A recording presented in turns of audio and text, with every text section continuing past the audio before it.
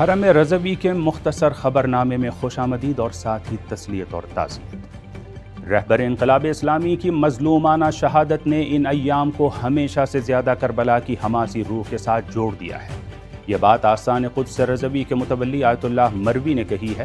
انہوں نے کہا کہ اس رفیع المرتبہ اور عالی مقام شہید نے عصر حاضر میں سید الشہداء علیہ السلام کی سیرت کو عملی صورت دی۔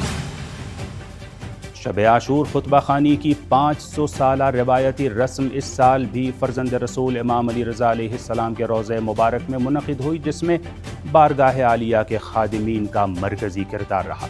خطبہ خوانی کی اس مجلس میں امام عالی مقام کو خاص اور روایتی انداز میں ان کے جد مظلوم سید الشہداء کا پرسہ پیش کیا گیا۔ اس موقع پر آستان قدس رضوی کے متولی نے مجلس سے خطاب کرتے ہوئے قیام عاشورہ کی عظمت اور مکتب حسین سے وابستہ شیعوں کے فرائض پر روشنی ڈالی۔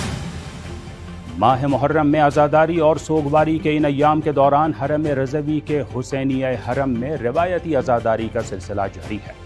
حرم مبارک میں ہونے والی اس خصوصی مجلس میں ہر شب مختلف ممالک اور شہروں کے زائرین مہمان ہوتے ہیں، جو اپنی مخصوص ثقافت اور روایتی رسومات کے ساتھ مظلوم کربلا کا سوگ مناتے ہیں۔ فی الحال اتنا ہی۔ حرم رضوی کے بارے میں اپڈیٹ رہنے کے لیے ہمیں فالو کیجیے۔